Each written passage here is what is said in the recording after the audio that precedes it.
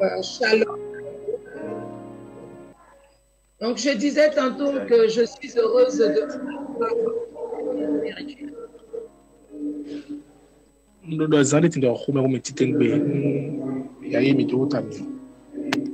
et je bénis le Seigneur pour chacune de vos.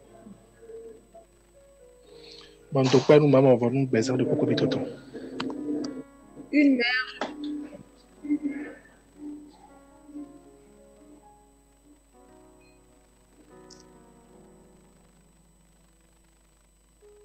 Une mère, je me suis toujours sentie.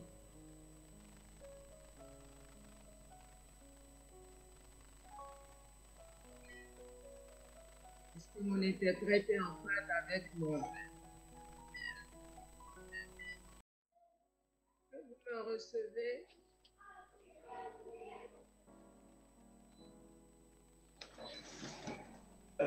Oui, ça va un peu mieux maintenant.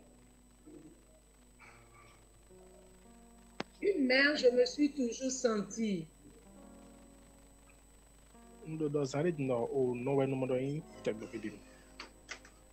À travers les multiples choses que le Seigneur me donne d'accomplir, tant dans le spirituel, dans l'église, que dans ma famille biologique. Bon, nous mon ami,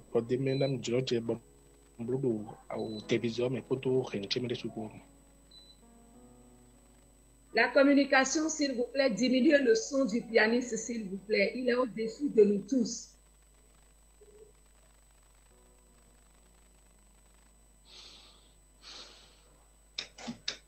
Je voudrais passer par ce canal pour dire joyeuse fête à toutes les mamans de la mission. Et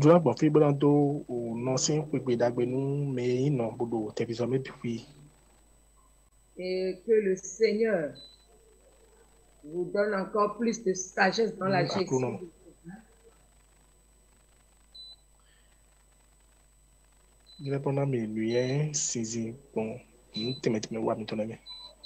Et dans la construction de vos foyers. Je veux aussi dire donc bonne fête des mères à toutes les mères célibataires, à toutes ces vaillantes femmes qui, d'une manière ou d'une autre, se retrouvent seules à éduquer leurs enfants, à élever leurs enfants. Je suis en train comme ça de dire à l'interprète de suivre mon rythme parce que le rythme est trop lent.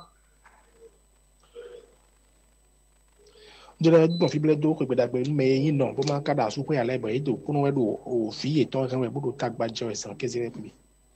à ces mères célibataires, seules aujourd'hui, qui ont le cœur brisé. Ce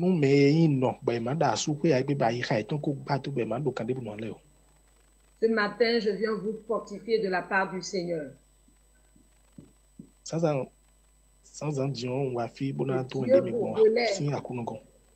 Qu'il vous soutienne. Qu'il vous donne la force de vous relever, de reconstruire vos vies.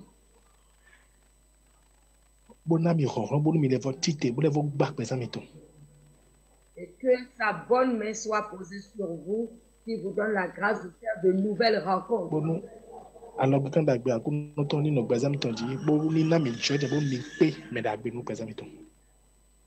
Alors aujourd'hui,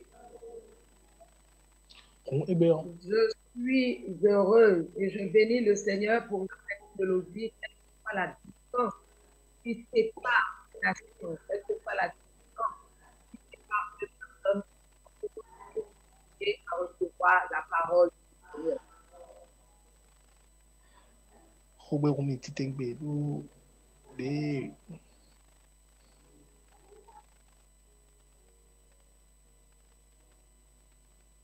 À plusieurs kilomètres de vous, j'ai encore l'opportunité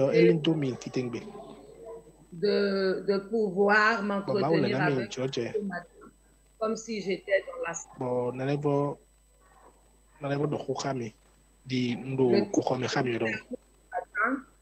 C'est rétablir l'autel de prière individuelle et collective que l'Église local. Nous pouvons mettre ici kota waindo au pour ça que d'être mais de coup de poton à Guanton mini vol ba. L'hôtel de prière de chaque personne et l'hôtel de prière. Pour ça que d'être. Pour ça que d'être. Je veux que vous compreniez ce matin. Pour ça que d'être à Guanton. Mais c'est à croire que les papas n'ont pas dit bonne fête à leurs épouses à la maison. Alors que le prédicateur dit bonne fête à sa femme et que le missionnaire dit bonne fête des mères à son épouse. Et le frère Caléry dit bonne fête des mères à son épouse.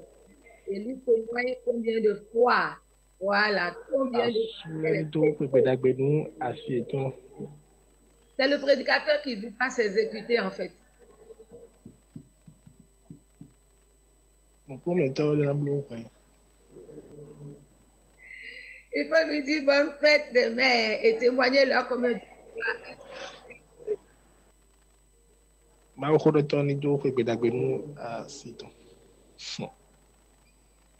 Et moi, je vais dire bonne fête des mères à Mamie Esther. Au milieu de nous ce matin.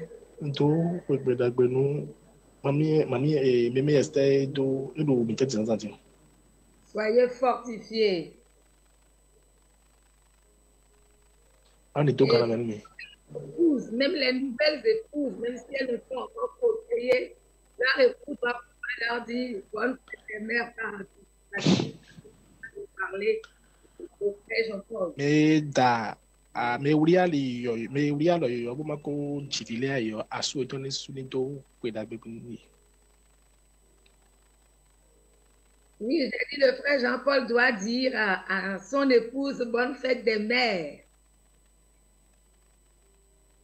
Donc nous Jean-Paul de Soudan donnant si do non laisse kwedagbe nous asiton. Voilà. Mais je ne l'ai pas vu. Bonne fête. Je ne l'ai pas vu dire bonne fête des mères.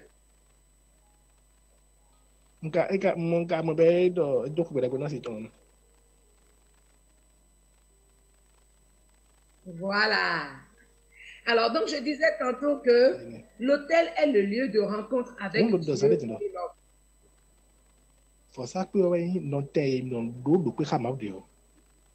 Bonne fête aussi à ma fille.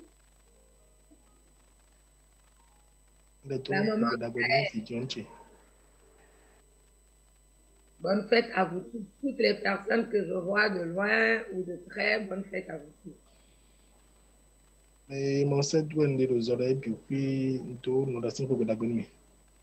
Que le Seigneur vous comble encore davantage de la joie d'être une mère. Ne regrettez jamais le fait que vous soyez.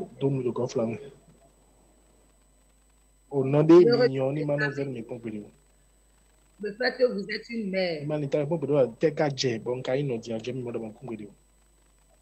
Ne dites pas, ne regrettez pas le fait que le Seigneur vous ait accordé cette responsabilité. Alors, quand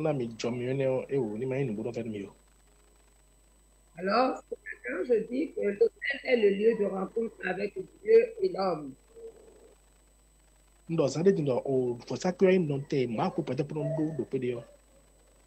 Et la Bible nous révèle que au moment où Dieu a fait venir David dans sa ville,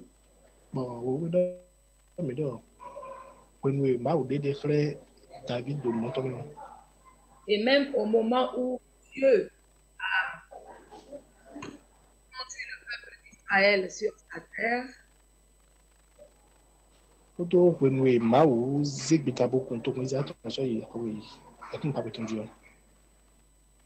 le Seigneur demande donc à Esdras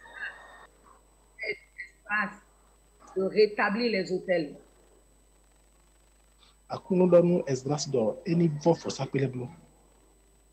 Sans autel, il ne peut pas y avoir de sacrifice.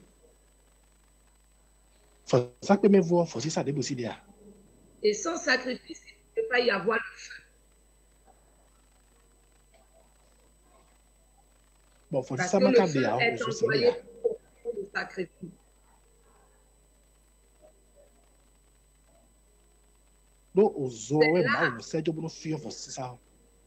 C'est là sur l'autel que le feu tombe.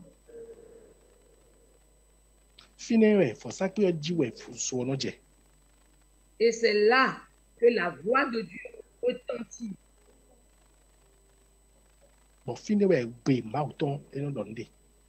C'est là que les destinées changent et les nations sont influencées.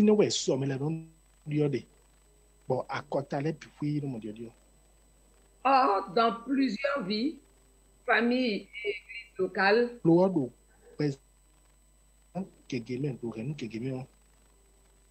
si la connexion est en train de rater, que l'interprète n'est pas capable d'aller à mon rythme, on va peut-être essayer que ce soit l'interprète pour évoluer très vite. À moins qu'il veuille réellement faire d'efforts pour rester dans la même cadence. C'est la connexion, maman.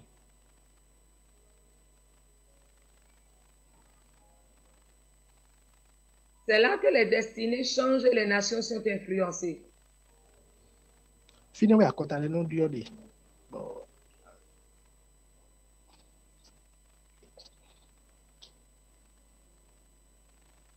C'est là que les destinées changent et les nations sont influencées.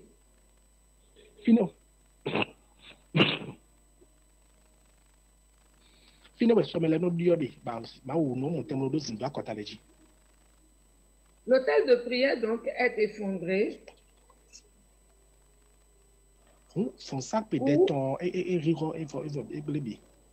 Ou remplacé par des routines religieuses et mortes au sein de nos églises, au sein de nos familles.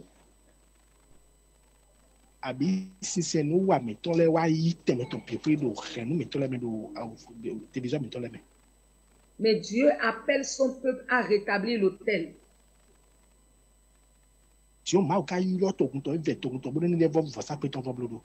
Afin que le feu du Saint-Esprit descende à nouveau.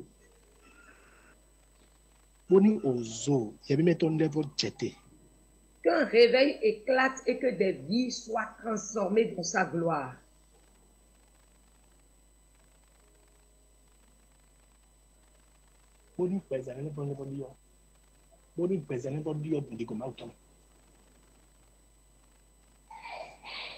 Afin qu'un réveil éclate.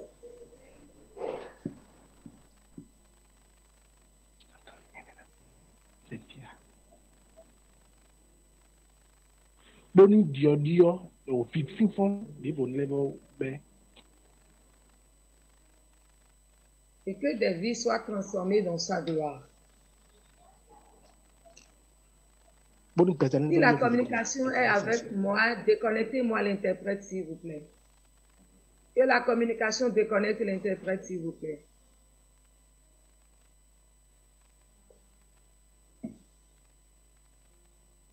Amen. Donc, j'introduis ce message en vous disant que l'autel est le lieu de rencontre entre Dieu et l'homme.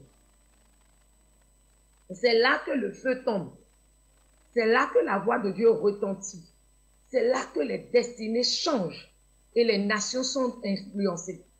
Or, dans plusieurs vies, dans plusieurs familles et plusieurs églises aujourd'hui, plusieurs églises locales, l'autel de prière est effondré. L'autel de prière est négligé ou encore remplacé par des routines religieuses qui sont mortes. Il n'y a plus la vie de l'esprit au sein des églises.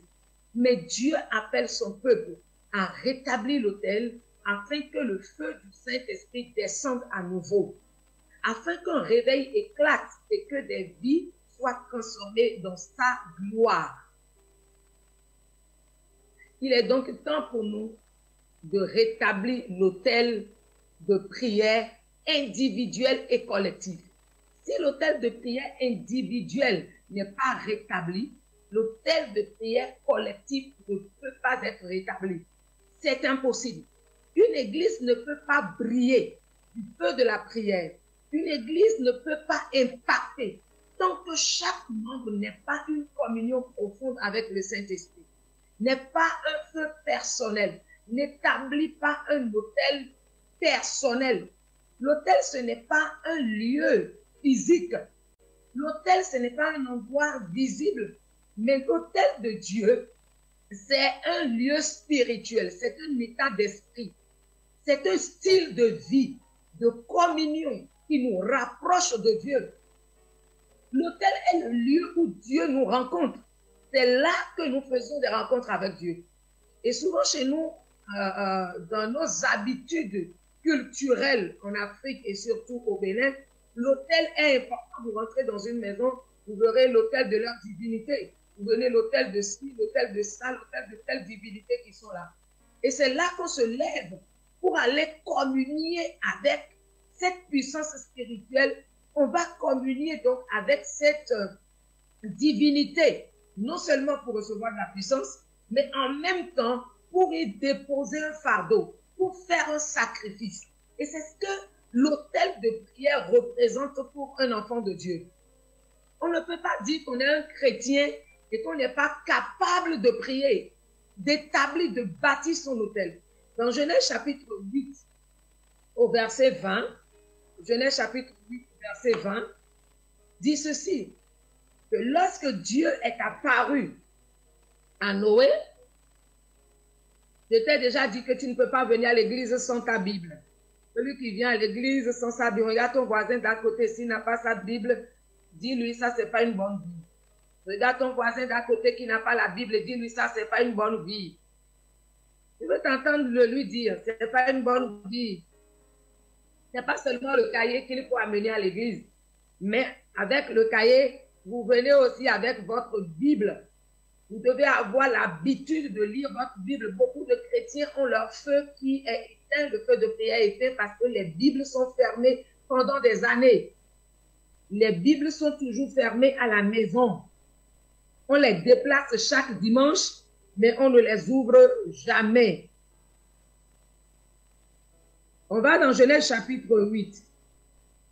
On va lire peut-être à partir du verset 15 pour arriver au verset 20. Dieu dit à Noé, sors du bateau, toi, ta famille, ta femme, tes fils, et les femmes de tes fils. Fais sortir aussi toutes les espèces d'animaux, tous les oiseaux, tous les grands animaux et toutes les petites bêtes qui se déplacent sur le sol. Qu'ils remplissent la terre, qu'ils fassent des petits et deviennent nombreux. Alors, Noé sort avec ses fils, sa femme et les femmes, tous les animaux, toutes les petites bêtes, tous les oiseaux, tout ce qui se déplace sur le sol, sauf le bateau, par famille. Noé construit un autel pour le Seigneur parmi les grands animaux et parmi les oiseaux qui sont purs. Il prend une bête de chaque espèce, puis il les brûle entièrement sur l'autel en sacrifice pour le Seigneur. Le Seigneur respire la bonne odeur du sacrifice et il dit dans son cœur, maintenant, je ne m'ôterai plus le sol à cause des humains. C'est vrai, leur cœur désire faire le mal dès leur jeunesse, et je ne détruirai plus tout ce qui est vivant comme je viens de le faire. Amen. Alors Dieu dit donc à Noé, pendant que Dieu voulait exterminer la terre par le déluge, il dit à Noé de rentrer dans la barque. Mais quand le déluge est terminé et que la terre ferme est arrivée, Dieu parle donc à Noé pour dire de sortir de ce bateau, de l'arche de Noé, c'est tout. Tout ce qu'il y avait. La Bible dit au verset 20 que lorsque Noé est sorti, il a retrouvé la terre ferme, alors Noé bâtit un autel à l'Éternel. Et quand il a fini de bâtir l'autel à l'Éternel, qu'est-ce qu'il y mit? Il va maintenant brûler un sacrifice à Dieu. Il va donc sur l'autel et il élève un sacrifice à Dieu. C'est quand tu as ton autel de prière que lorsque tu as des préoccupations, lorsque tu as des problèmes, tu vas communiquer avec ton Père. sur l'autel de prière. Tu vas prier avec tes coups dans les profondeurs, sur l'autel de prière. Tu rentres en intimité avec ton Dieu. Mais quand tu n'as pas l'autel de prière, tu n'as pas ce style de vie, il est difficile pour toi d'élever la voix vers Dieu et de garder. La prière est un mode de communication. Ce n'est pas la prière que nous parlons à Dieu, que nous échangeons avec Dieu. Et l'autel de prière est parfois un tribunal devant lequel nous allons convoquer les démons, les esprits impurs qui nous attaquent dans des circonstances données. L'autel de prière, c'est aussi un tribunal où nous allons parler à Dieu. C'est aussi un lieu saint, spirituel, où nous parlons à Dieu de tout ce qui nous accable dans notre cœur et dans notre vie. Abraham aussi bâtit un autel à l'Éternel lorsqu'il est apparu à lui dans Genèse chapitre 12. Il a bâti un autel. Et quand il a bâti cet autel, la Bible nous révèle que c'est à ce moment-là que Dieu a commencé à marcher avec lui. Dieu a commencé à lui donner des instructions. Donc, dès l'origine, les hommes de Dieu bâtissaient des autels pour invoquer la présence du Seigneur. Et je te dis que cet autel n'est pas un lieu, ce n'est pas une pierre, mais c'est une dimension spirituelle. Une dimension spirituelle où tu rentres. Quand vous regardez dans le monde, les sectaires, ils ont leurs loges, ils ont leurs chambres secrètes. Ils ont des endroits où ils disent aux gens, ne rentrez pas là-bas, parce que c'est un hôtel. Des familles sont bâties sur des hôtels, des divinités ancestrales, qui sont des divinités familiales. Et il y a des gens qui ont ces endroits-là, même si c'est spirituel, ce lieu spirituel, où ils vont communier, ils vont se ressourcer, se nourrir, se revertir, prendre de la puissance. C'est dans ces chambres noires-là que les sectaires vont vous dire qu'ils fassent leur rituel pour devenir riches, ou ils fassent leur rituel pour avoir ce qu'ils veulent. Si tu es un élu de Dieu, un chrétien, tu dois rebâtir ton autel de prière. Et c'est là que tu amènes le sacrifice. Dans les moments d'épreuve, dans des moments d'attaque profonde, d'attaque spirituelle, où les hommes se lèvent contre toi, se livrent contre toi, où les gens pour me combattre, je les amène sur l'autel de Dieu. C'est là que je dis souvent, parce que sur l'autel, c'est le sacrifice qu'on amène à Dieu. Dans l'Ancien Testament, parfois c'est des sacrifices pour calmer la colère de Dieu. C'est des sacrifices pour réjouir le cœur de Dieu. Tout sacrifice que nous amenons à Dieu, ne pas calmer la colère de Dieu. Parfois, c'est la chair que tu amènes sur l'autel de prière. Et en pleine nuit ou en pleine journée, tu amènes ta chair sur l'autel de prière. Tu dis, Seigneur, je viens te sacrifier. Je viens te déposer sur ton autel. Ma chair qui m'empêche d'être en communion avec toi, qui m'empêche de croître spirituellement. Je suis venu sacrifier cette chair. On l'amène sur l'autel. Ce sacrifice va réjouir le cœur de Dieu. Dieu envoie le feu pour consumer mes péchés. Éloigne de lui. Et les pères du Testament invoquaient la présence de Dieu. L'autel donc est une structure invisible, mais puissante. Un symbole de consécration profonde, de dépendance à Dieu et de communion avec lui. L'autel est là où le feu tombe. Selon 1 Roi chapitre 18, verset 38, le feu de l'Éternel va consuma l'Holocauste. 1 Roi chapitre 18 et 38. Et quand on amène le sacrifice sur l'autel, le feu descend. Et sans autel, pas de feu.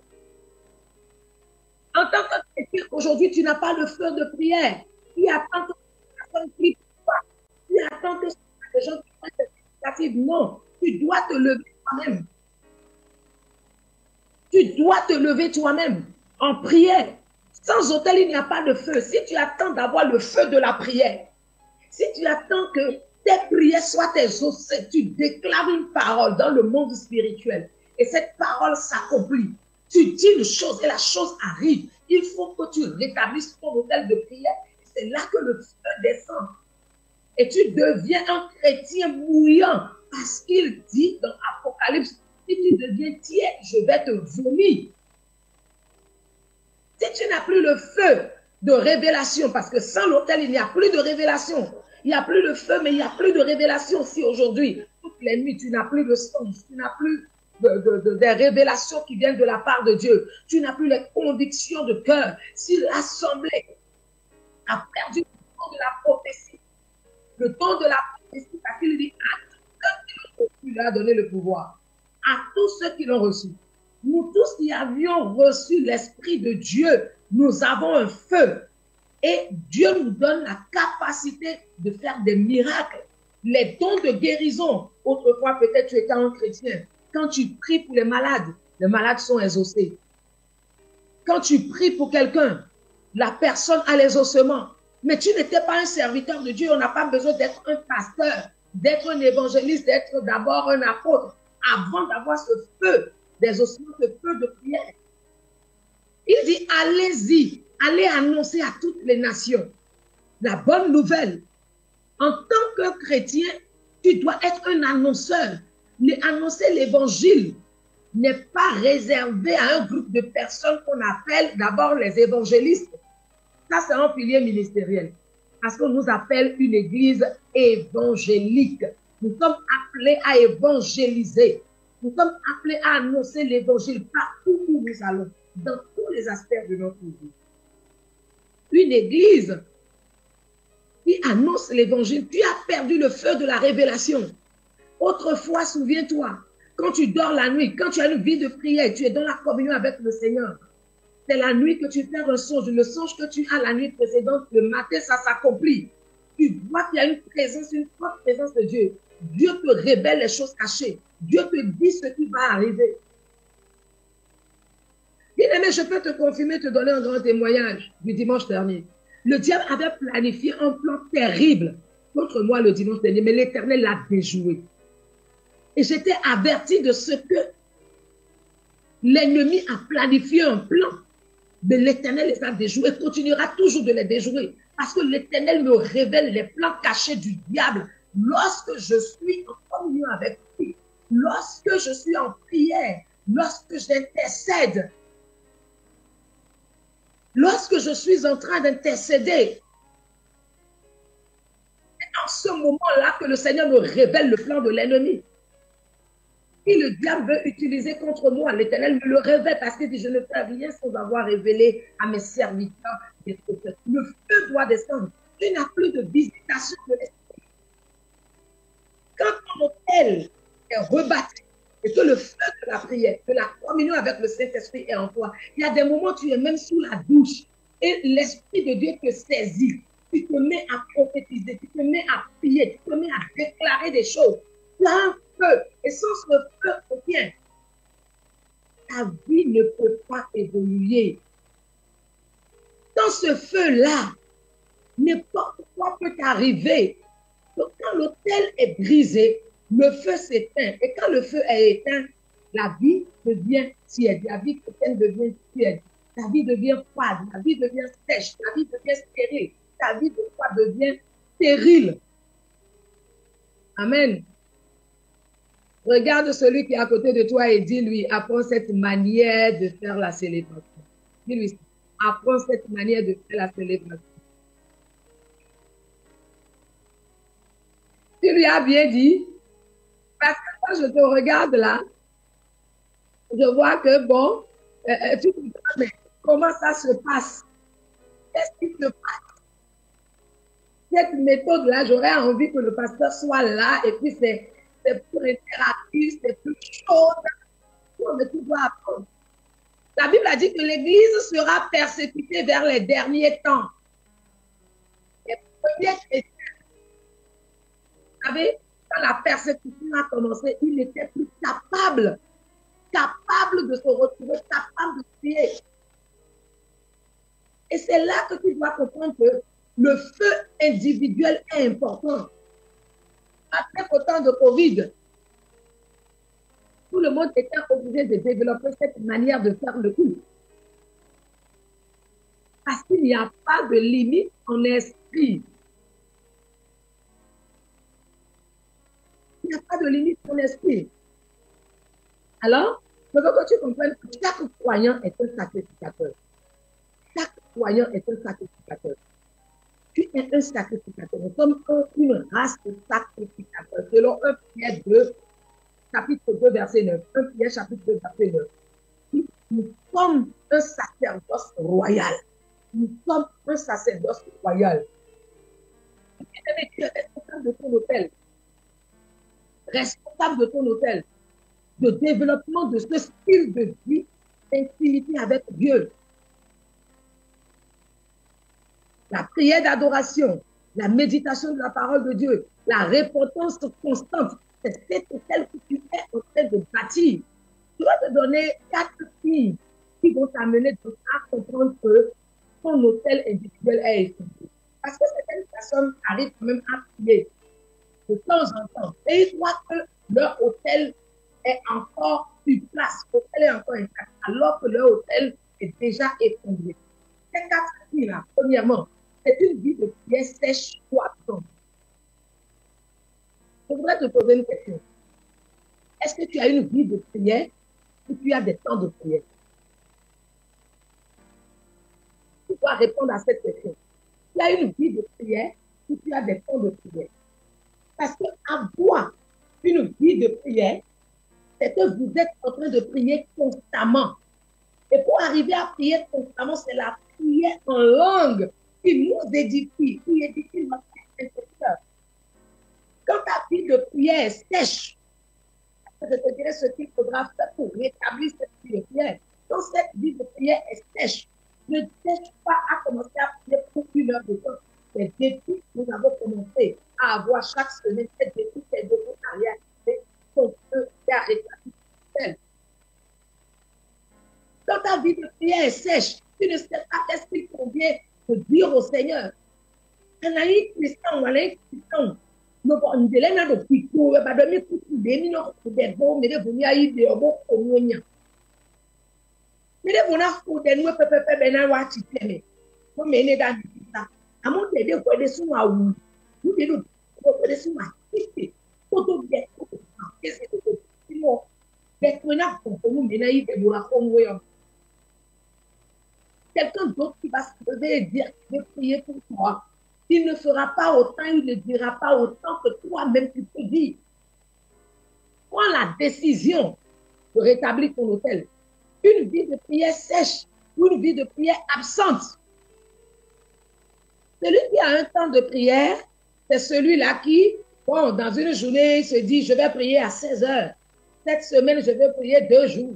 Cette semaine, je vais prier 3 jours. Et les 4 autres jours, demande ça à ton voisin. Si tu veux prier pour 3 jours et les 4 autres jours, qu'est-ce que tu en fais? Commande-lui. Et il doit te répondre. Si dans une journée, tu ne veux prier que 15 minutes, alors les autres temps de la journée, tu veux faire quoi? Qu'est-ce que tu veux faire les autres temps de prière?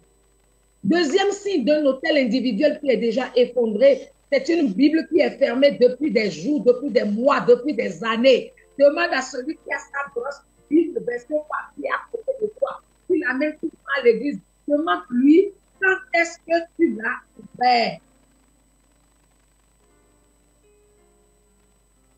Quand est-ce que tu l'as ouvert? Il faut que la personne te réponde et dis-lui, réponds-moi. Hein. En dehors de l'église, quand on donne les versets, tu ouvres la Bible et tu lis là. Combien de fois tu ouvres ta Bible à la maison? Mais tu as le temps d'ouvrir ton TikTok. Tu as le temps d'ouvrir ton Facebook. Tu as le temps d'être dans WhatsApp de tout le monde. Tu as le temps d'être en train de demander aux gens, envoyez-moi la vidéo là. La vidéo où on a sali quelqu'un. Est-ce que tu as la vidéo? Envoie-moi. La vidéo dans laquelle on a critiqué quelqu'un. Est-ce que tu as la vidéo? Envoie-moi. Vous êtes prêts même à acheter des vidéos. Tu fais la photo devant moi, qui est prête à ouvrir ces choses-là. On t'envoie des fichiers PDF pour gagner de l'argent. C'est qu'on te dit que bon, tu es bête. Toi aussi, tu acceptes. Je ne veux pas de problème en ligne. C'est pourquoi je suis obligé de le dire comme ça. C'est que je dis que tu es bête. BEP. Que tu es bête. Que voici le code pour devenir bête. Tu ouvres ce code-là pour devenir bête. Et le peu que tu as, que tu puisses donner à quelqu'un d'autre qui va t'expliquer par rapport à ça. Et donc, vous ouvrez tout, mais vous n'ouvrez pas votre vie. La vérité, est-ce que vous pouvez rester, ne serait-ce qu'une heure de temps sans ouvrir votre portable? Est-ce que c'est possible? Disons-nous la vérité. Une heure de temps seulement sans toucher à votre portable. Et vous n'avez rien, vous n'avez aucun problème, mais une heure seulement sans toucher à votre portable. Vous savez, tellement qu'avant, quand les gens voyagent en avion, il n'y avait pas de connexion dans les avions. Donc, les portables sont en ligne juste au temps où tu vas atterrir. Si tu dois faire un voyage de 2 jours, c'est que tu es off. À moins que tu sois peut-être en escale quelque part. Quand on est en escale, tout le monde commence à chercher le Wi-Fi de l'aéroport. Quel est le code du Wi-Fi de l'aéroport? Parce qu'on veut mettre dedans. Parce qu'on veut ouvrir son portable. On veut voir qui est là. On a envie, c'est-à-dire, de partager avec le monde entier où est-ce qu'on se trouve en ce moment précis. La grâce qu'on a, on veut que tout le monde entier voit. Tellement qu'aujourd'hui, les gens ont fini par établir des connexions dans les vols. Et vous pouvez avoir des connexions dans les avions aujourd'hui. Mais sinon, les gens, tout le monde était ennuyé. Même si on leur demande de regarder la télé, ils ne veulent pas regarder les films qui se passent. Ils sont ennuyés. Certains se posent à dormir parce que franchement, on n'a pas WhatsApp, on ne peut pas faire ces trucs-là. Il faut quand même qu'on ouvre. Même si d'autres n'ont pas la connexion en avion, ils veulent quand même se filmer dans l'avion à la descente, à être utile à quelque chose. Mais qu'en est-il de ta Bible? Qu'en est-il de la communion avec le Seigneur? Pendant combien de jours ou d'heures tu étais pressé de faire découvrir au monde que tu es un chrétien, de faire découvrir au monde ce que Dieu est en train de faire dans ta vie, de partager un témoignage avec le monde sur ta vie, de partager un aspect de ta vie où le Seigneur t'a visité, t'a restauré. À un moment, tu es pressé d'ouvrir ta Bible et de juste la lire. Je ne suis pas là pour aller en profondeur ou tel. Je ne suis pas en train de préparer une prédication. Je parle aux serviteurs de Dieu, aux prédicateurs, aux enseignants de la parole de Dieu. Ce n'est pas seulement les moments où vous voulez enseigner la parole de Dieu, où vous ouvrir la Bible, pour préparer son message. Parce que là, les samedis, quand les gens sont pressés de se retrouver quelque part, de lire la Bible, de prier, peut-être que je vais dire, moi je prêche, et moi je dois conduire la prière, il faut que je trouve les versets. On n'a pas besoin d'arriver à ce niveau d'abord avant de commencer à ouvrir la parole de Dieu. Parce que les moments où tu seras en face des épreuves, où tu seras dans des épreuves, c'est à ces moments-là, que la parole de Dieu que tu as déjà en toi, la parole qui est déjà en toi, cette parole-là, tu vas la puiser, la déclarer et marcher dessus. Quelle que soit la taille de l'adversité, tu vas déclarer, je suis plus que vainqueur. Il est écrit dans la parole de Dieu, je suis plus que vainqueur, je triomphe. C'est important. Une Bible fermée, c'est le signe d'un autel individuel effondré.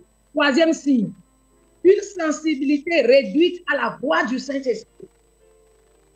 Une sensibilité réduite à la voix de l'Esprit.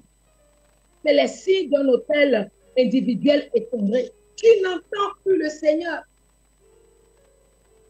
Oh, le monde d'aujourd'hui, la technologie d'aujourd'hui a rendu beaucoup de chrétiens sourds. Cela a rendu beaucoup de chrétiens sourds. Et ils n'entendent plus la voix de l'Esprit. Si ton autel n'est pas bâti, tu ne peux pas être en communion avec le Seigneur. Parce que cette sensibilité réduite me dit simplement que tu n'entends plus la voix de Dieu. Tu ne sens plus quand est-ce que c'est le Seigneur qui te parle. Il y a des moments où tu fais la paix, tu as un projet, tu veux faire quelque chose, tu fais la paix. Ça veut dire que le Saint-Esprit en train de te dire ne le fais pas. Et c'est cette sensibilité qui nous réajuste. Peut-être qu'il y a une manifestation, les gens t'ont envoyé une carte d'invitation, ils t'ont invité. Tu es l'invité principal. Et puis tout le monde n'attend que toi peut-être. Mais à la dernière minute, écoute la voix de Dieu. Peut-être que tu veux t'habiller, tu as une fermeture qui éclate à la dernière minute. Tu changes peut-être d'habit. Le pneu de ton véhicule éclate. Le Saint-Esprit est en train de te dire, n'y va pas. Le Saint-Esprit est en train de te dire, n'y va pas. Mais toi, tu n'as plus cette sensibilité à entendre la voix de l'Esprit. On se dit que c'est le diable. Il y a des moments où ce n'est pas le diable, mais c'est Dieu qui t'empêche. Parce qu'il est le bon berger. Vous voyez, quand on parle des bergers, que nous appelons en fait caïcaï, ils ont un bâton. Ce bâton permet d'orienter, de barrer la route pour que le troupeau va dans le mauvais sens et de rediriger le troupeau dans le bon sens. C'est ça le bâton du berger. Dieu organise parfois des temps et des circonstances pour que tu n'ailles pas, pour que tu ne te retrouves pas dans des conditions où tu seras pris dans un piège ou dans les embuscades du diable et de l'ennemi. Mais si tu n'as plus cette sensibilité à la voix de l'Esprit, comment tu vas échapper au piège de l'ennemi? Comment? Mais puisque tu n'as pas d'autel et de communion, une vie de prière, d'intimité avec le Saint-Esprit, comment tu entendras? Certains diront, c'est pas le noudé, c'est le Saint-Esprit qui te parle, c'est la voix de l'Esprit qui parle dans ton cœur. C'est ce qu'on appelle la conviction. Il y a des événements sur lesquels les gens me demandent d'arriver, j'accepte, je donne ma parole. Et pour moi, la Bible a bel et bien dit que ton oui soit oui et que ton non soit non. À partir du moment où j'ai dit oui, il faut que je parte. Mais à la dernière minute, l'Esprit peut me regarder d'aller dans un programme. Je refuse d'aller dans le programme et rien ne se passe pas. J'entends la voix du Seigneur qui me dit, si tu vas à tel endroit, ne mange pas, ne bois pas. Je sors avec ta bouteille d'eau. Le Saint-Esprit me dit, ne va pas t'asseoir là où tu vas. Peut-être que quelqu'un a préparé une chaise minée pour toi. Je pars avec ma chaise. Si tu n'es pas prêt que je vienne dans tout l'événement avec ma chaise, avec ma bouteille d'eau, avec ma fourchette pour manger, avec ma sécurité physique et spirituelle, que je vienne comme je peux arriver, parce que je sais que je suis dans le gouvernement céleste de Dieu. Je ne suis pas n'importe qui, je suis ministre de l'Éternel. Je suis choisi de l'Éternel. Je sors avec protocole. Parce que Dieu m'a établi sur une nation. Je sors avec un protocole. Parce que l'Esprit de Dieu m'a dit. Quand parfois tu veux aller quelque part, l'Esprit te dissuade, ne prends pas ce chemin, change de chemin. Et cet Esprit est déjà en train de te parler. Il t'évite des pièges. Il est temps que tu rebâtisses ton hôtel. Mais quand tu perds cette sensibilité à la voix de Dieu, comment tu peux échapper à ces choses? Parfois, beaucoup de malheurs arrivent aux chrétiens à ce que l'enfant de Dieu n'entend plus la voix d'orientation de son Père, n'entend plus la voix alerte de son Père. Dieu te dira, ne passe pas par ce chemin. Comme il a parlé au peuple d'Israël, ne prenez pas le chemin de 14 jours. Peut-être qu'en prenant le chemin de 14 jours, ce n'est pas seulement qu'ils ne seront pas préparés, mais peut-être qu'il y a d'autres embuscades qui les attendaient sur ce chemin. Pharaon a déjà préparé quelque chose. Dieu les a déroutés. Il dit, allez camper à Pi-Hahiroth, devant la mer. Quatrième et dernier signe, une tolérance croissante au péché. C'est le signe d'un hôtel individuel effondré. Une tolérance croissante au péché. Bien aimé, le péché, ce n'est pas seulement la fornication. Hein. Quand tu es dans les commérages, dans les médisances, dans les coups bas, dans la destruction des autres, le mensonge, et tu mens sur quelqu'un, perd son emploi à cause de ton mensonge. Tu viens de tuer, tu es un criminel. Tu viens de tuer quelqu'un, tu viens de tuer une famille. Alors, quand ton hôtel s'est effondré, tu as une tolérance très croissante, une tolérance profonde au péché. Mais non, tu ne fais pas ce que en le faisant. Cette chose que je fais, bon, ce n'est pas encore un péché. C'est juste, bon, c'est pas encore grave. Quand tu commences à avoir cette tolérance à la fornication, vous qui êtes les jeunes, vous êtes en amitié, vous commencez à forniquer, vous commencez à coucher ensemble, et puis c'est pas grave, personne ne m'a vu, la Bible n'a pas dit ça. c'est écrit où dans la Bible? C'est écrit où? On a dit quoi? Pourquoi on ne doit pas faire ça? Pourquoi on ne doit pas faire ça? Quand tu commences à avoir cette tolérance au péché, ton autel s'est effondré. Et tes sacrifices parfois de prière ne seront pas acceptés par Dieu, ne seraient pas agréables à Dieu. L'obéissance donc vaut mieux que tous les sacrifices. Rétablis ton autel.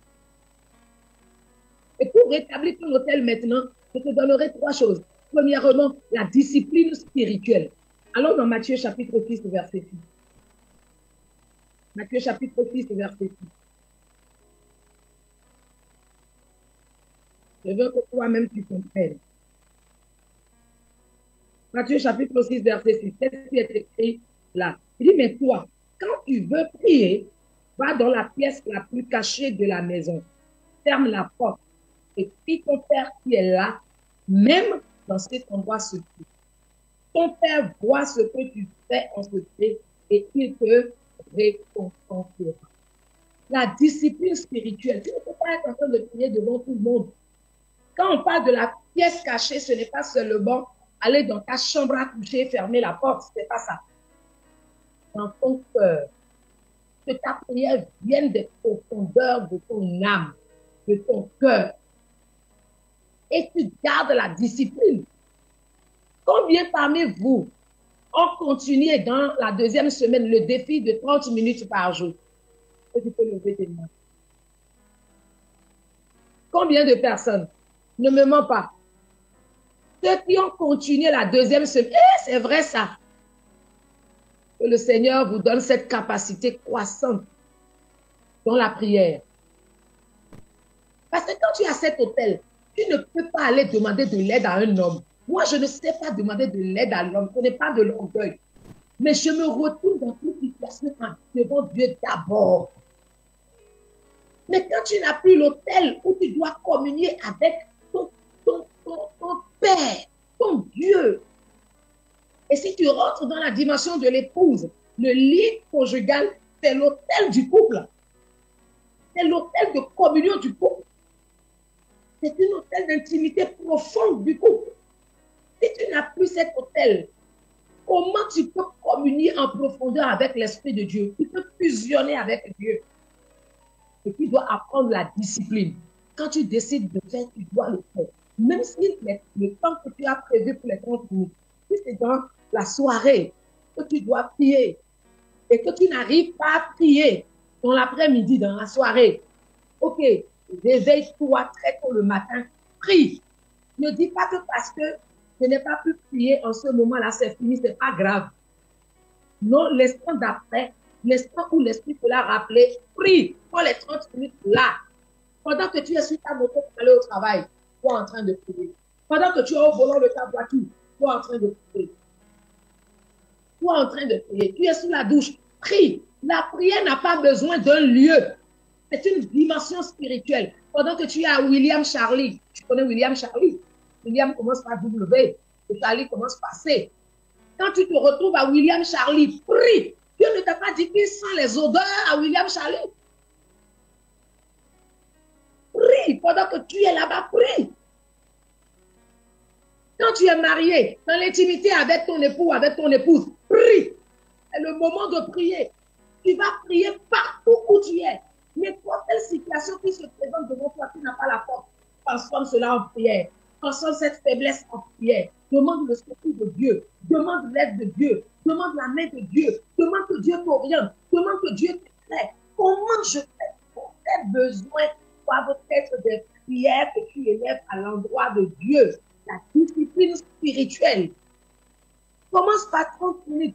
Quelques petits objectifs et puis après tu peux monter. Deuxième chose pour rétablir ton autel, c'est la repentance. La repentance. La repentance, c'est le changement de chemin. C'est ça ce qu'on appelle la repentance. Le changement de chemin, le changement de voie. Répands-toi de tes mauvaises habitudes. Répands-toi de ton cœur qui n'est pas bon. Répands-toi de certaines choses. Répands-toi. C'est la repentance. C'est le changement de direction et de chemin. Joël va nous dire, Joël chapitre 2, 12 au 13, il va nous dire une chose, il dit, le Seigneur déclare, revenez vers moi de tout votre cœur, c'est encore le moment, jeûnez, pleurez, chantez des chants de deuil. C'est encore le moment, le Seigneur le déclare, revenez vers moi de tout votre cœur, répentez-vous de tout votre cœur de ces mauvaises habitudes, une vie chrétienne de les dimanches, non, tu ne peux pas garder le feu, bien aimé. Tu ne peux pas garder le feu en venant t'asseoir seulement le dimanche. Mais Caleb, c'est dans ton dos que ça dort.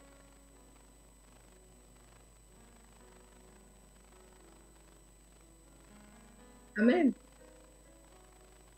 C'est ça. Quand on n'y trouve pas d'intérêt, réponds-toi. Retourne au Seigneur de tout ton cœur. La repentance, sors de tes mauvaises voies.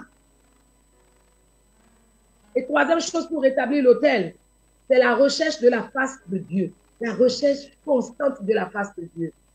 La recherche constante de la face de Dieu. Je sais que le dimanche prochain, c'est le missionnaire qui va devoir donc nous enseigner selon la série dans laquelle nous sommes. Et ça pourrait t'aider à te réveiller encore plus. Amen. Tu sais déjà maintenant. Oui, c'est en direct. Je le dis.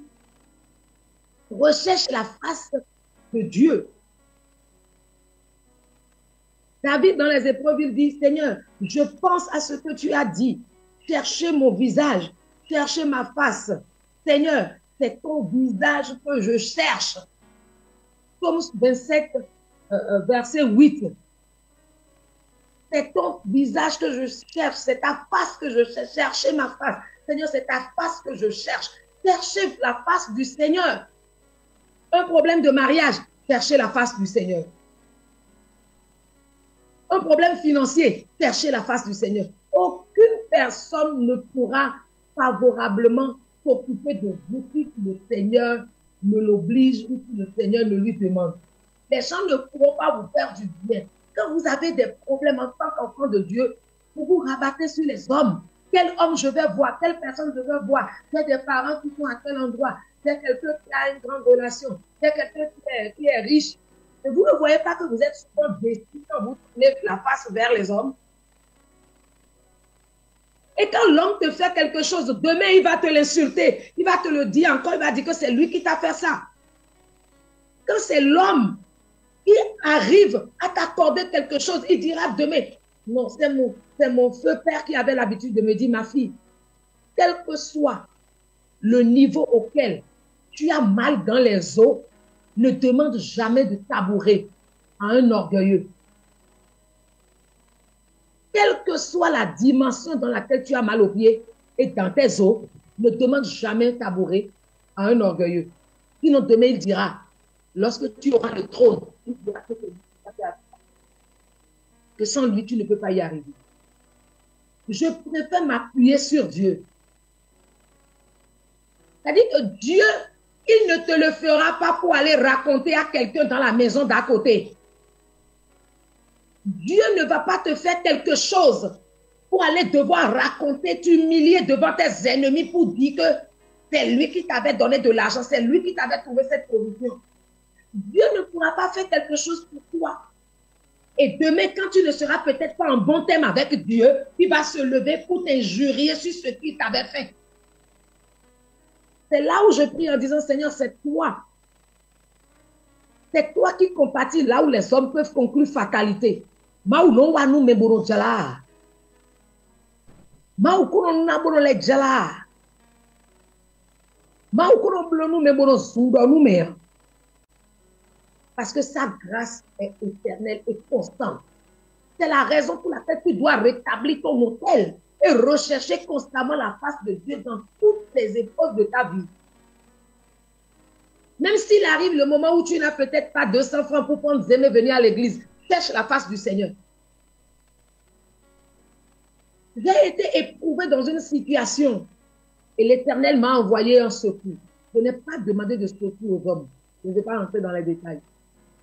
Je ne me suis retourné vers aucun homme, mais je me suis retourné vers le Seigneur. J'ai cherché sa face. J'ai parlé. Dieu m'a envoyé un bienfaiteur.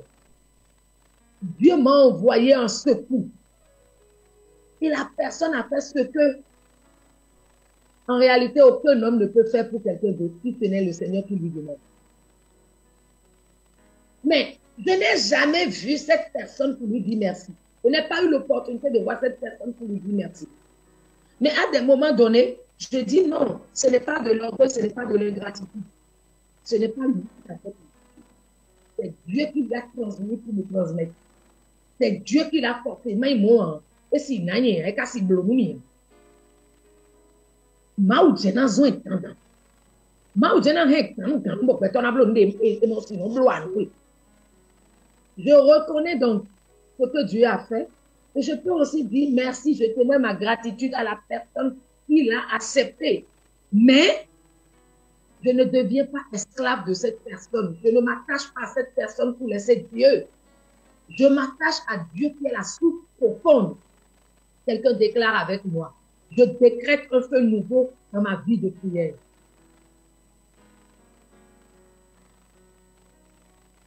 L'esprit de supplication me saisit maintenant. L'esprit de recherche constant de la face du Seigneur me saisit maintenant.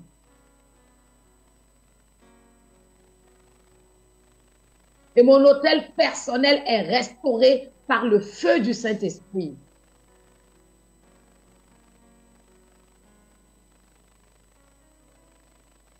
Alors, je vais aller sur le dernier point ce matin. La connexion semble ne pas être très bonne chez vous.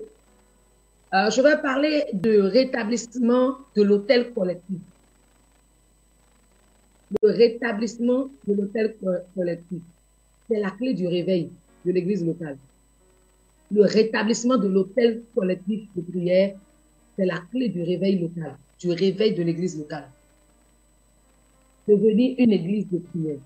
Dans Actes chapitre 1, verset 14, la Bible dit que tous de commun accord persévéraient dans la prière. Actes chapitre 1, verset 14. Tous de commun accord persévéraient dans la prière. Tous de commun accord, nous devons persévérer dans la prière. Dans nos maisons, dans nos vies, le feu individuel, l'hôtel individuel sera rétabli. Et le feu collectif, chacun vient à la célébration en apportant son feu de prière. Soit une femme de prière, soit un homme de prière, soit un intercesseur, soit un adorateur, profond dans la prière. Il y a la prière d'adoration, donc de contemplation. Il y a la prière d'intercession et nous verrons par la suite les différents types de prières. Les différents types de prières qui existent. Les différents types de prières collectives qu'on peut faire. Tous d'un commun accord persévéraient dans la prière. Dans Acte 2, 46, on dit qu'ils étaient chaque jour tous ensemble assidus au temple. Ça, c'est un autre problème. L'assiduité dans l'église locale. L'assiduité.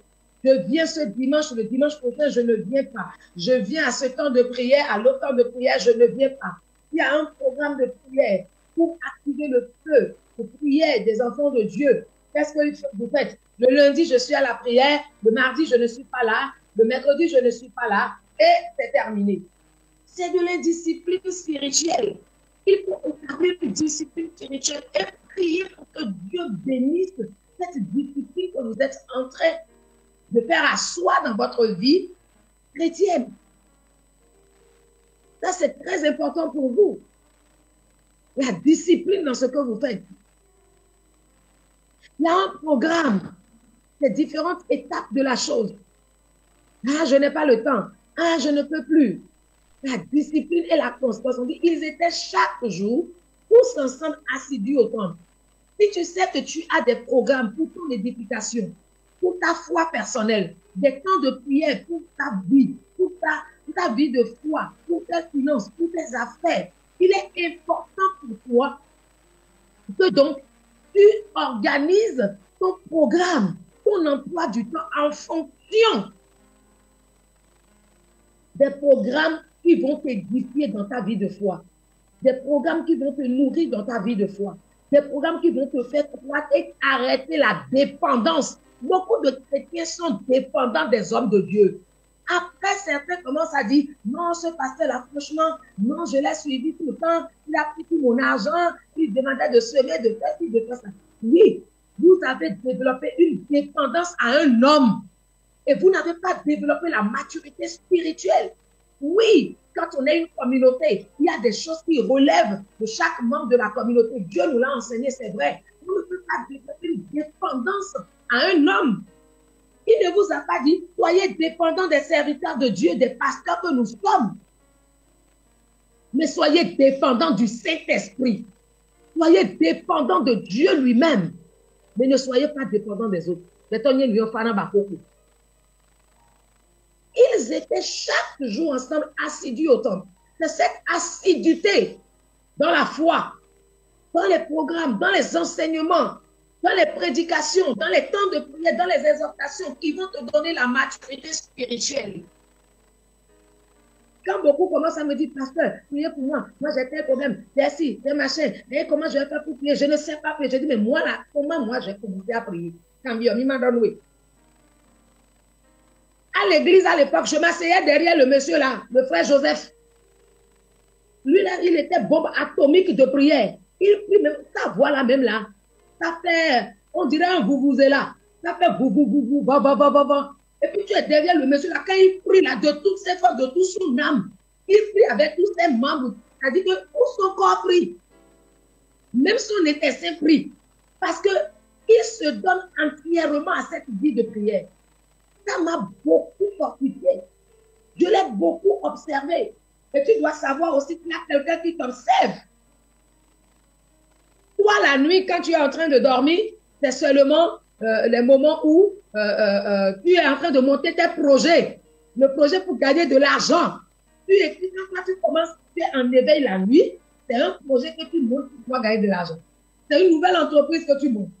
Quand toi, tu es en éveil la nuit, c'est un nouveau plan de communication pour tes affaires. Quand tu es en éveil la nuit, tu es peut-être en train de faire des recherches sur les réseaux sociaux, juste comment tu fais pour gagner encore beaucoup plus de clients. Comment tu fais pour sceller. Mais si la Bible nous dit que tu vas prospérer comme prospère l'état de ton âme en Christ, dans le Seigneur. Il faut être mature dans la foi. Quand certaines choses arrivent, tu as déjà peut-être 3 ans de vie de foi. Tu as peut-être 5 ans de vie de foi. Même si tu as 1 an de vie de foi, bien aimé, tu dois être déjà spirituellement mature. Il y a des choses que tu ne peux pas avaler, il y a des choses qu'on va te dire, mais tu vas dire non. Ça là, je ne peux pas avaler. La Bible n'a pas dit ça. Il faut que ce zèle-là t'anime. Tu vas prospérer comme prospère l'état de ton âme dans le Seigneur.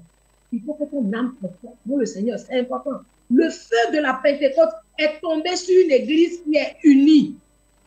L'église aujourd'hui n'est plus unie. Je parle de l'église universelle. L'église n'est plus unie. L'église est divisée. Et le peuple de Dieu est tombé dans l'apostasie. Et l'église, la foi chrétienne est devenue juste une religion. Non, ça ne peut pas être une religion. Mais ça, l'église doit être vivante. Une église vivante, c'est ça qui est une église victorieuse. C'est une église d'impact. C'est ensemble, ce n'est pas le pasteur seul qui sera en train de prier pour les gens. Ce n'est pas le pasteur seul qui sera en train de prier pour les gens. Tous les membres de l'église doivent arriver à ce niveau de maturité. Aller prier pour les malades dans les hôpitaux. Aller prier pour les gens dans le marché. Quand tu vas même acheter quelque chose, tu vois la vendeuse qui a les mains au menton. Tu vois qu'elle est malheureuse. Demande-lui qu'est-ce qu'elle a. Est-ce que je peux juste prier pour toi? Personne ne refuse la prière. Je vous assure, en 2 mois, aujourd'hui, quand j'ai regardé le compte, c'était encore autre chose. Nous sommes devenus 42 000 personnes qui se sont levées rien que par le programme de prière que je fais sur les réseaux sociaux, sur TikTok. 42 000 personnes se sont ajoutées au nombre que nous sommes. Et chaque fois, je prie, Seigneur, comment je vais les conduire? Quelle est la thématique des gens? Quel est le problème des gens? Hier, j'ai fait la conférence avec les mères célibataires dont le cœur est brisé, mais qui sont prêtes à rebondir. Mais les gens ont besoin qu'on prie pour eux. Si ta vie de foi n'est pas utile pour le Seigneur, et que ton hôtel est restauré juste parce que tu veux prier uniquement pour toi et pour ta famille, rien que pour tes problèmes, bien aimé, ton exaucement sera long. Parce que tu n'es pas utile pour Dieu. Et donc, si ton hôtel individuel sert à prier pour tes problèmes, on ne te dira pas non. Mais alors que le feu collectif s'active pour les âmes qui sont perdues. Beaucoup de femmes sont en train de pleurer. Beaucoup de femmes sont brisées dans les relations, dans les mariages. Elles sont brisées. Beaucoup de femmes sont méprisées. Beaucoup de personnes sont veuves. Et elles souffrent. Beaucoup de personnes sont dans les pièges de la maladie. Le diable les a mis dans la maladie. Ta foi te sert à quoi? L'onction et la grâce de prière que Dieu t'a donnée te servent à quoi? Demande à ton voisin. Ta vie chrétienne te sert à quoi? Demande-lui. Ta foi te sert à quoi? L'onction que tu demandes à Dieu te sert à quoi? Vous savez, je disais à quelqu'un avec qui j'étais en coaching par rapport au programme de prière, la dernière fois qu'il m'a écrit inbox, nous étions en train de changer, j'ai dit à la dame, écoute, moi, mes différentes pages des réseaux sociaux ne servent pas à avoir abonné. Qu'est-ce que vous appelez abonné?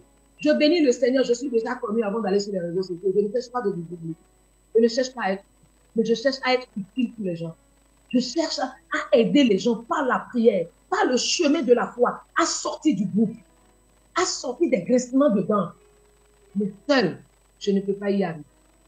Nous devons être une église dont l'autel est rétabli, dont le feu est rétabli.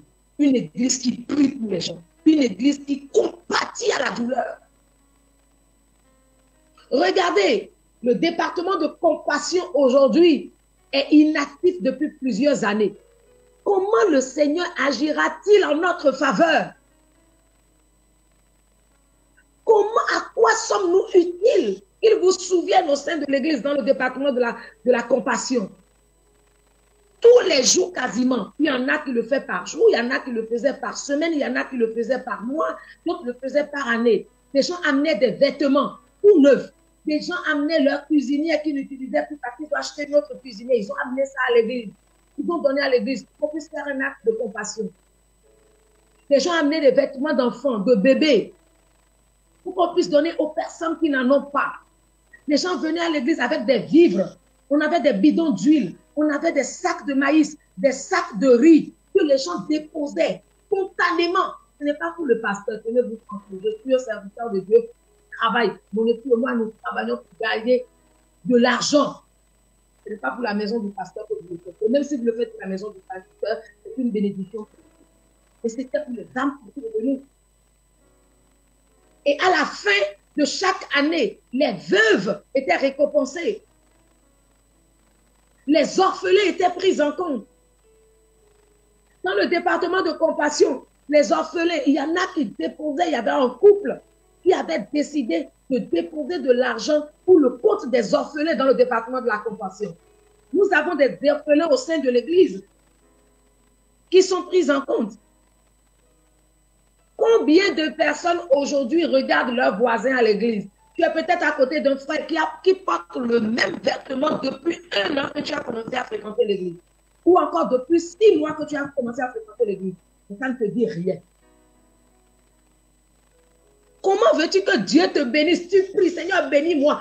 La bénédiction servirait à quoi? Dieu a besoin des personnes, des ambassadeurs qui sont prêts. Quand Dieu leur donne, ils parleront à cause. Ils prieront pour les malades, ils seront utiles. Autrefois, nous allions dans les prisons prier. Nous avons eu le témoignage du frère qui est sorti de prison, je crois, après 17 ans de prison, qui est venu à une de nos célébrations et qui a fait le témoignage de ce que nous étions allés en prison, prier pour eux. Et le Seigneur a fait le miracle. Nous lui avons prophétisé sa sortie. Et le Seigneur l'a sorti aujourd'hui. Cet homme, ce frère, il est un pasteur, il est un serviteur de Dieu. La réintégration après 17 ans de prison n'est pas facile. La réintégration dans sa famille, la réintégration dans la société, ce n'est pas facile. Ton hôtel doit être restauré afin que tu sois utile pour le Seigneur. L'Église a besoin d'être une Église fervente, persistante dans la prière. L'Église a besoin d'élever une armée d'intercesseurs. Parce que l'autel collectif rassemble les intercesseurs.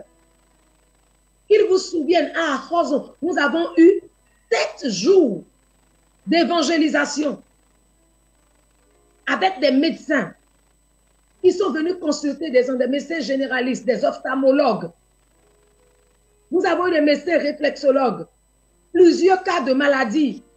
Nous avons traité les gens, nous avons prié pour eux, nous leur avons donné des vivres, nous avons témoigné de l'amour de Dieu. C'est ça une église vivante. Une église dans laquelle Dieu envoie l'onction, Dieu envoie les dons, Dieu multiplie l'impact. Une église que Dieu bénit, c'est une église qui est utile pour son entourage. On en a besoin.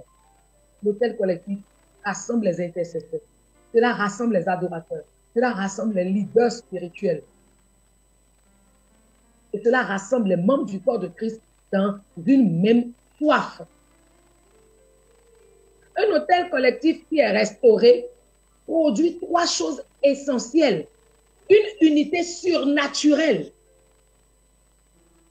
Quand l'autel collectif est restauré, cela produit une unité surnaturelle. Allons dans Actes chapitre 4, 32.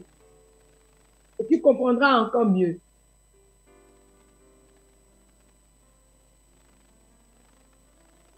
Ça, c'est les Actes des Apôtres. Actes chapitre 4, verset 32. Écoute-moi. On dit, les croyants mettent tout en commun. C'est ça une église qui vit dans l'unité, dans l'amour constant. La foule des croyants est très unie par le cœur et par l'esprit. Par le cœur et par l'esprit. Vous savez le nombre de personnes que ce ministère, les gens devraient prier pour ce ministère, le ministère Jésus pour réussir, plutôt que de l'attaquer. Notre cahier des œuvres est rempli. Mais pourquoi le cahier des œuvres est fermé aujourd'hui? Actes chapitre 4, verset 32. Dit la foule des croyants est très unie par le cœur et par l'esprit. Personne ne dit cela est à moi, mais ils mettent tout en commun. Avec une grande force, les apôtres témoignent que Jésus s'est relevé de la mort et Dieu leur montre son amour de 1000 manières. Si tu veux que Dieu te montre son amour, voilà la vie communautaire que nous devons commencer à mener. Ça doit changer. Des enfants étaient pris en compte. Personne ne disait ce que j'ai là, c'est pour moi seul. Mais aujourd'hui, l'individualisme a rempli l'église locale. L'enseignement de ce matin, c'est une interpellation divine. C'est une interpellation divine. À la fin de nos célébrations, dans le passé, spontanément, le frère qui a un véhicule demande qui sont ceux qui sont sur son chemin. Il dit, je suis dans tel quartier, j'ai 4 places, j'ai 5 places. Et les gens rentraient dans son véhicule, il les déposait, il les avançait. Et le dimanche qui doit revenir, c'est que ses frères devront aussi s'arrêter encore. Le frère, en venant à l'église, le prend. Parce que si tu prends quelqu'un que tu amènes à l'église ou que tu déposes quelqu'un sur le chemin de retour, que tu aies une voiture ou une moto, l'essence ne diminue pas et l'essence n'augmente pas. Parce que l'essence que tu vas utiliser en quittant ta maison pour venir là, c'est ça que tu vas utiliser. Oui ou non? L'essence ne diminue pas. Mais tu es utile pour la foi de quelqu'un. Tu encourages un frère, tu fortifies un frère, tu édifies un frère. L'autel doit être rétabli. L'autel de l'unité doit être rétabli au sein de l'église. La vie communautaire, le partage du quotidien, on dit, c'est ainsi que Dieu multipliait son amour pour eux. Un autel restauré produit une unité surnaturelle. Quand quelqu'un avait un problème, c'est toute l'église qui intercède dans sa faveur. C'est toute l'église qui vient au secours. Quand quelqu'un est rejeté par sa famille, on a eu beaucoup de cas où les gens étaient rejetés par leur famille, par leur père, par leur mère. Ils se retrouvaient seuls à la rue. L'église recevait ces personnes-là. L'église a scolarisé beaucoup de personnes. L'église a inscrit beaucoup de personnes dans des formations. Je ne peux pas appeler de nom à l'objectif. Mais à la fin, ces personnes voient qu'ils ne sont pas capables de servir Dieu au sein de l'Église avec ce don que Dieu leur a donné, avec ce talent, avec ces dons que toute l'Église réunie leur avait transmis, leur avait donné. L'Église a logé des gens, mais pas fini. Ils trouvent que non, non, non, maintenant je ne peux plus servir le Seigneur. Je dois sortir de l'Église. Dieu m'a dit d'aller ailleurs. Vous cassez et vous coupez le canal de bénédiction au sein de l'Église. Quelqu'un dit à son voisin, revenons au premier amour, au premier véritable amour. Nous étions une église puissante, une église admirée dans le temps. Mais parce que l'autel est privé, la vie de prière s'est éteinte. Nous faisons chaque vendredi des veillées de prière en langue pendant des heures, 10 heures de prière en langue. L'église était puissante. La vie de l'esprit était au sein de l'église. Oui, il y aura toujours des opportunistes. C'est quand ils n'ont plus le secours, quand ils n'ont plus des rentrées d'argent, quand ils n'ont plus l'aide de l'église. Ce n'est qu'en ce moment qu'ils reconnaissent l'église et qu'ils reconnaissent les serviteurs de Dieu. Hélas, nous ne pouvons pas regarder ça. C'est l'église qui développe de l'assistance sociale. C'est l'église qui aide. Et la Bible nous encourage à cette vie communautaire, à aider les veuves et les orphelins. Quand l'autel collectif est restauré, la visitation divine et les guérisons s'opèrent. Comme dans Actes 5:12, on n'a pas le temps de lire. Actes 5:12. La guérison s'opère. Les gens étaient guéris de la frustration, guéris des maladies, guéris des douleurs, guéris du rejet, guéris de toute forme de blessure émotionnelle. On retrouvait l'église. Je me rappelle, il y avait des programmes dans lesquels le simple fait de prendre les gens dans mes bras, sans même prier, guérissait des cœurs. Parce qu'ils trouvaient qu'on manifestait un amour pour eux. On s'intéressait à eux. Quel est ton problème? Qu'est-ce que tu dois faire? Voilà, telle est la source de ton problème. On aidait les gens. Le simple fait de prendre les gens dans les bras, le simple fait de temps en temps que je dise aux gens, venez, je les amène, on va manger ensemble, on va discuter ensemble, apaisait les gens. Il y avait beaucoup de guérison. Qu'est-ce qu'est devenu aujourd'hui le département ami des malades? Qu'est-ce que ce département est devenu aujourd'hui? Réactivons l'autel. Dieu a beaucoup de choses à faire encore avec nous. Dieu a beaucoup de choses à faire avec nous. Ne traversons pas Pentecôte sans redevenir une église unie et fervente dans la prière. Sans recommencer la vie communautaire. Quand l'autel collectif est restauré, il y a l'expansion missionnaire. L'église se répand. L'église est répandue partout. En 3 ans d'intervalle, nous avons atteint 12 ministères. L'expansion était glorieuse. Pourquoi? Il y avait beaucoup de personnes qui étaient missionnaires. Aujourd'hui, les gens ne veulent plus donner leur vie au Seigneur pour servir le Seigneur. Ceux qui sont déjà là et qui ont donné leur vie au Seigneur, ils ont refroidi. Ils ne pensent qu'à leurs activités. Ils ne pensent qu'à leur maison. Ils ne pensent qu'à gagner de l'argent. Le ministère devient secondaire. On n'a plus le zèle pour l'œuvre de Dieu. C'est pour ça que les choses, certaines fois, sont fermées dans votre vie. C'est pour ça que vous n'avez pas des ossements pour certaines choses. Parce que vous avez commencé à développer l'individualisme. Le premier amour a déserté ces lieux. Il y avait une grande expansion missionnaire. L'église avançait. Nous étions dans des brousses en pleine nuit. Nous prions, nous intercédons. Nous déminons des quartiers. Dieu nous envoyait à des endroits reculés, pas forcément pour établir des églises, mais pour aller prier, pour aller déminer. Les missionnaires sortaient de leur maison, porte fermée, ils ne savaient pas à quel moment ils vont retourner. Quasiment que nous n'avions plus envie de vivre dans nos maisons. Certains même ont fini par laisser leur appartement parce qu'ils se demandent à quoi cela sert. On avait une vie commune. Et quand on se retrouvait, l'amour de Dieu se manifestait. Dieu était visiblement au milieu de nous. La présence de Dieu était là. Les gens étaient bénis. Les frères trouvaient de l'emploi pour les autres frères. Les frères hébergeaient d'autres frères. Il y a des gens qui ont hébergé des frères. sans leur prendre même pas un centime. Ils les logeaient, ils mangeaient ensemble, ils étaient des frères, ils étaient soudés, c'était un duo. L'impact était maximal. Revenons à cette vie communautaire. Revenons à cette vie communautaire. Selon Actes chapitre 13, versets 2 à 3, vous allez voir l'expansion missionnaire. L'apôtre Paul pouvait avancer, il pouvait aller étendre la mission. Et tout le monde avait un zèle. Tout le monde était prêt parce que le feu est établi. Ce matin, Père, je prie et je déclare que ce feu soit réactivé au sein de ton église. Donne-nous de marcher dans l'unité. Ton église doit marcher dans l'unité. Que les dons soient réactivés.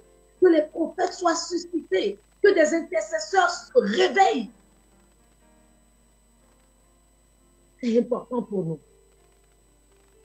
La puissance de Dieu se manifestait dans l'assemblée. Je peux vous dire ce matin, je vois à l'horizon une église en feu. Mais cela ne dépend que de nous. Je vois à l'horizon une église en feu. La vraie église doit naître à Pentecôte. Une maison, je vois à l'horizon une maison de prière. Je vois l'église locale devenir une maison de prière pour toutes les nations. Dieu nous donnait la capacité d'intercéder pour les nations. Quand le Burkina avait des difficultés, l'église se tenait en prière pour le Burkina Faso. Nous nous sommes tenus en prière pour le Mali. Et Dieu exauçait séance tenante. Séance tenante, nous prions pour la nation. Dieu nous a exaucés. Dieu a exaucé toutes nos prières pour la nation béninoise, pour le Bénin. Réveillons-nous, église locale. Dieu est prêt, il n'attend que nous. Je vois un feu nouveau qui va descendre à Pentecôte 2025. Je vois des langues de feu. Je vois le feu du zèle, le feu qui réchauffe, le feu qui prépare, le feu qui donne de l'énergie, le feu qui donne l'onction. Je le vois, le ciel s'ouvre et nous devenons cette église-là remplie du feu du Saint-Esprit. Les jeunes sont enflammés pour embraser les nations. Tellement que l'Église est arrivée dans cette dimension, il y a des entrepreneurs qui écrivaient aux serviteurs de Dieu pour dire j'ai besoin de jeunes. Et je crois que c'est chez toi qu'on peut trouver. On avait placé des gens dans des entreprises parce que l'autel était activé, le feu descendait. Mais il y a quelques années, les gens demandent, est-ce que je peux trouver chez toi un jeune qui va assumer tel poste, on dit non. Franchement, on a des jeunes, ceux qui sont là. On ne veut pas avoir honte. On ne veut pas te créer de problème. On ne veut pas détruire ton entreprise. Parce que franchement, il n'y a rien de chrétien comme chrétien de nous. Il n'y a rien de chrétien en nous. C'est des opportunités que nous ratons. C'est des opportunités que nous perdons. Que l'Éternel réactive son église. Que le feu de Dieu descende sur l'assemblée et produise un réveil durable. Que le réveil des enflammés commence à se produire maintenant au nom de Jésus. Et cela est important pour nous. Réveille ton hôtel personnel. Réveille ton hôtel personnel. C'est important pour nous.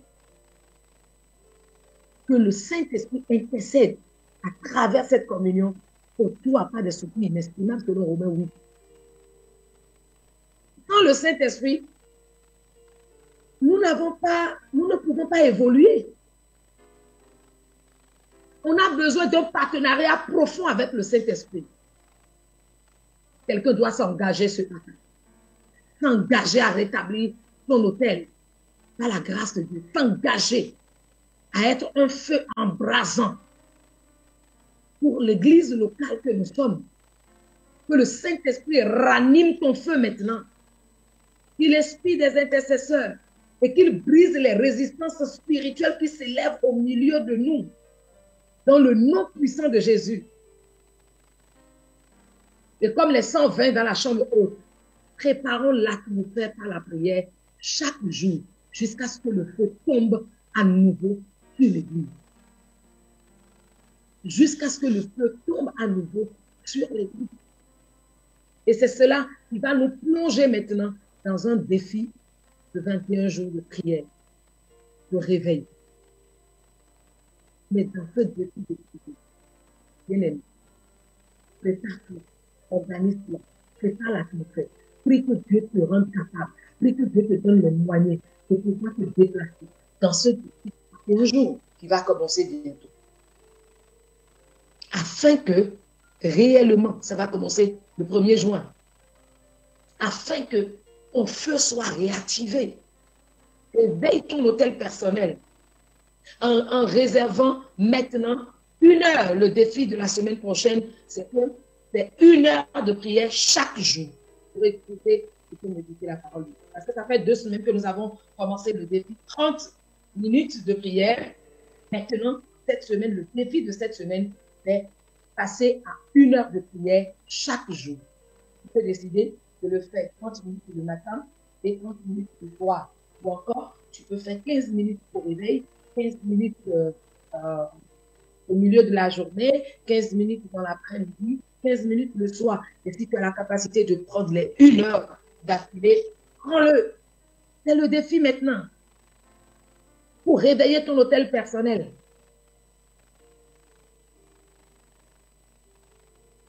Prépare-toi pour Pentecôte. Que chaque jour soit pour toi un jour pour monter vers le feu. Alors, tu vas faire cette prière puissante avec moi. Est-ce que tu peux te tenir sur tes pieds?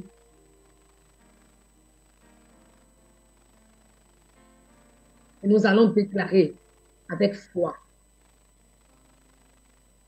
Seigneur, restaure mon hôtel brisé. Déclare-le cœur à haute et intelligible voix, en croyant fermement à ce que tu déclares. Je vais t'entendre d'ici. Seigneur, restaure mon hôtel brisé.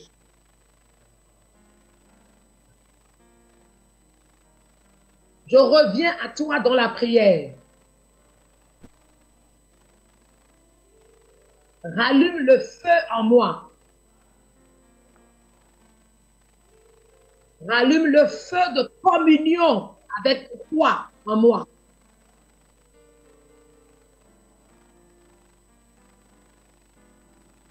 Esprit de Dieu, souffle à nouveau sur mes cendres, afin que je renaisse spirituellement. Dans la puissance du Saint-Esprit. Et dans une onction renouvelée. Saint-Esprit, enseigne-moi à prier avec puissance.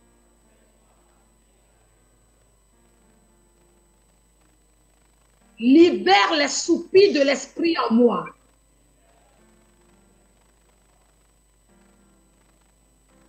Remplis-moi jusqu'à débordement.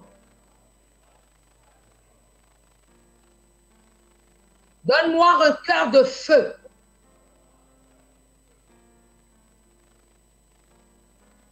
Père, fais de notre Église une maison de prière pour toutes les nations.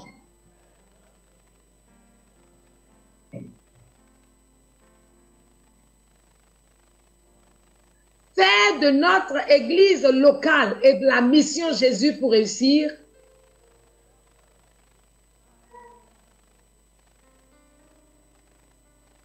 une maison de prière pour les âmes perdues.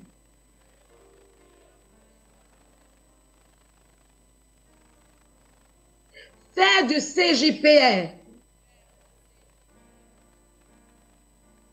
une maison de prière pour les veuves et les orphelins.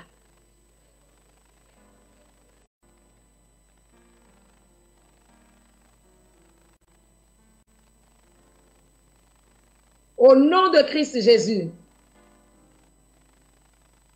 Père, je prie pour ton Église maintenant, que la puissance d'en haut, le feu du Saint-Esprit, descende et embrase Que le feu du Saint-Esprit descende et embrase. Père, rétablis les hôtels individuels.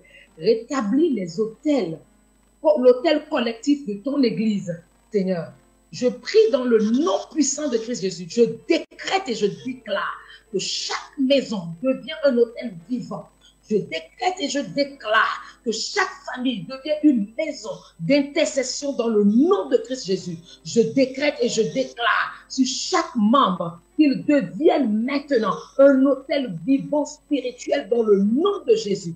Je décrète et je déclare que l'église locale est embrasée par un feu nouveau de prière. Maintenant, au nom de Jésus, le ciel s'ouvre. Je décrète et je déclare que l'église locale rentre dans une nouvelle dimension d'unité, de communion, d'action, de prière, d'œuvre, d'amour fervent, dans le nom puissant de Christ Jésus. Je décrète et je déclare, ô Saint-Esprit, que le Saint-Esprit se manifeste puissamment dans notre génération, au sein de l'Église, dans chaque cellule de l'Église, dans chaque membre, dans chaque département et aussi dans chaque ville, dans le nom de Jésus. Je décrète et je déclare aujourd'hui, Père, le réveil commence ici et il est durable, profond, contagieux, au nom puissant de Christ. En ce jour, à l'honneur des mères, ce jour n'est pas pour les mères. J'utilise maintenant, Père, mon autorité de mère spirituelle. J'utilise mon manteau de mère, ma capacité d'engendrer, ma capacité de bénir le fruit de mes entrailles. Je bénis l'Église tout entière. Je bénis chaque membre connecté avec nous en présentiel et surtout en ligne. Je les bénis, je décrète et je déclare qu'aujourd'hui commence le réveil de leur vie au nom de Christ Jésus. Je décrète et je déclare que le feu du Saint-Esprit embrase chacun d'eux dans le nom de Christ Jésus. Que cette semence de ta parole ce matin, je décrète et je déclare que le Saint-Esprit la hausse, que ça commence à combattre sa force, c'est plus important. Je décrète et je déclare que ça commence aujourd'hui, que ça n'arrêtera plus jamais dans le nom de Jésus. Que ce réveil durable et profond devient contagieux dans le rang des enfants, dans le rang des adultes, dans le rang des anciens, dans le rang des personnes, dans le nom de Jésus. Au nom de Jésus, je décrète et je déclare qu'à Pentecôte, on tombera sur ton église, l'église locale sera puissamment. Qui soit-il dans le nom de Christ Jésus. Merci parce que ça repart en feu nouveau, en feu qui brûle, et le langage de chaque feu est chauffé maintenant au nom de Christ Jésus. Je déclare maintenant, comme à Pentecôte, des langues de feu sont descendues, que des langues de feu descendent maintenant la tête, le langage de pièces changées, deviennent puissantes, impactantes dans le nom puissant de Christ Jésus. Merci Seigneur, parce que tu l'as fait bien au-delà de ce que nous avons demandé. Au nom de Christ Jésus, nous sommes exaucés. Amen, amen, amen. Bénis le Seigneur.